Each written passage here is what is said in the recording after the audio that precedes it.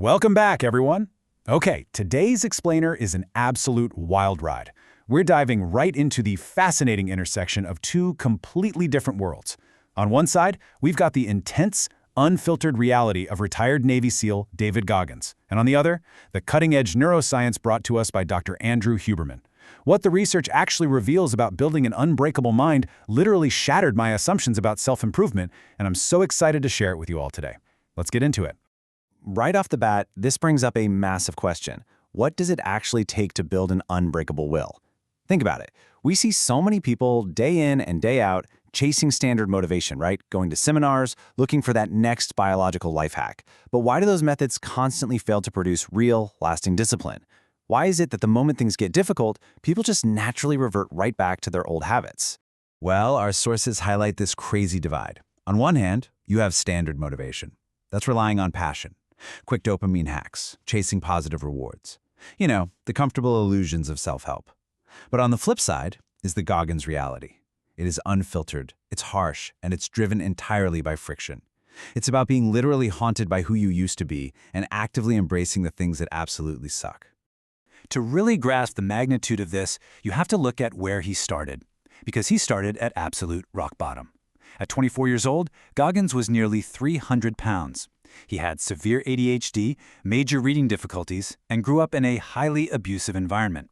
Now, fast forward to today, he's a decorated Navy SEAL, a world-class ultramarathoner, and he's actively studying to become a highly specialized medical paramedic.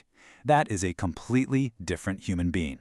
And the guy is brutally honest about it. He openly admits he was, in his own words, the lowest form on Earth, with no talent and no ability to learn. He wasn't born with some genetic gift for discipline or intelligence. Actually, scratch that, it's more like he viewed himself as a disadvantaged lab rat who had to just create his own willpower from scratch, step by agonizing step. So, how does he do it? Take his paramedic exams today. His study process is mind-blowing. He doesn't just read the textbook. No way. He writes every single thing down, memorizes the physical layout of the page, goes back to relearn the tiny details, and repeats this indefinitely. He overrides his ADHD not through natural intellect, but through sheer, painful, incredibly tedious repetition. All of this tedious work builds into his core philosophy, which is this: friction is growth. Just think about that for a second. The very resistance that makes you want to hit the snooze button, close the textbook, or skip your workout, that exact friction isn't a roadblock. It's the mandatory mechanism required for profound personal growth. This reveals a completely unique psychological engine. See, most of us, and I definitely include myself here, we're driven by the carrot. We chase a positive outcome, a reward, a feeling of happiness. Goggins, he is entirely fueled by the stick. He's perpetually terrified of returning to the insecure, overweight, defeated man he used to be. There is no positive carrot for him. It's all stick, all gas pedal. Now, you might be sitting there thinking, okay, sure, but that's just one super extreme guy's psychology. But here's where this explainer gets incredibly exciting. Let's dive right into the actual biological proof behind his grueling anti-motivational methods. Enter the anterior mid-cingulate cortex. I know, it's a mouthful. But neuroscientists are now identifying this specific brain structure as the literal seat of willpower, and maybe even the will to live. It totally blew my mind to learn that this part of the brain acts exactly like a physical muscle. And here's the kicker. It only grows when you perform tasks that you actively do not want to do. What absolutely fascinated me in the research is how perfectly this scientific data mirrors Goggins' own life. Science shows this brain region is smaller in obese individuals. It literally grows larger when people successfully diet. It's larger in elite athletes. And it miraculously maintains its size in people who live exceptionally long lives. The biology completely backs up his entire mindset. But wait, there is a massive biological catch here. If you do a hard workout, take a freezing ice bath, or study for 4 hours, and you actually enjoy doing it, your willpower center doesn't grow. You do not get the biological upgrade. Friction is completely mandatory. You literally have to hate doing it.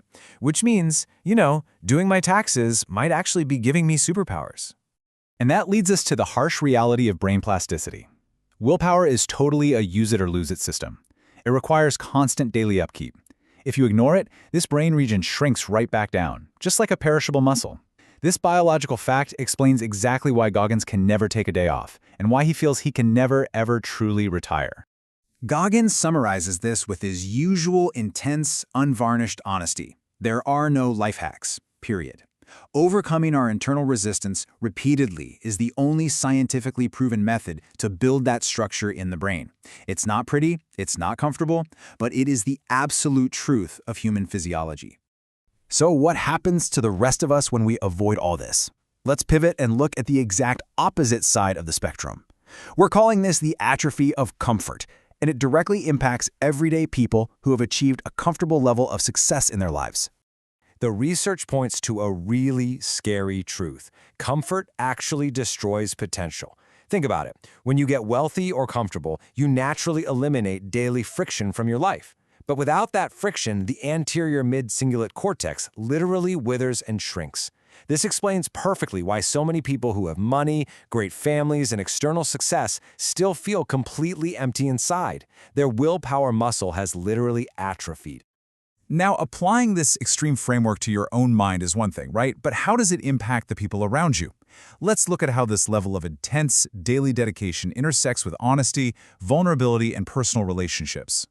Goggins uses a highly structured, honestly almost ruthless approach to his relationships. He communicates exactly who he is up front. He absolutely refuses to fake having a balanced life. He then ensures he over-delivers on his family's needs, giving them the love, support, and resources they require. But in exchange, he strictly demands the space and isolation needed to maintain his grueling psychological routine with zero compromise. And it all stems from this profound level of self-awareness. He notes that he has to teach people how to be vulnerable, because that is the only way you fix yourself. Confronting the ugly truth in the mirror, admitting your laziness, your insecurities, your lack of knowledge, is the absolute prerequisite. You just cannot build an unbreakable mind based on lies. Which leaves us with a massive question for you to reflect on today. Knowing the biological cost of comfort and the incredible, brain-altering power of doing the things you absolutely hate, are you willing to embrace the friction required to unlock the 75% of your potential that is still trapped inside? Thank you so much for exploring this with me on today's Explainer. I really hope it sparked some serious curiosity about what you are truly capable of. See you next time.